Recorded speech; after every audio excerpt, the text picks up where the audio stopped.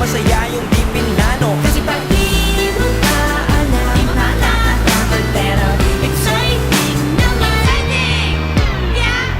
Sumunod na sikat na nagbabawa, oras na subukan ang di pa nagagawa.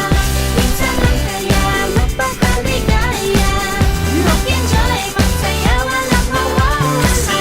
Trip, trip, trip, trip lang.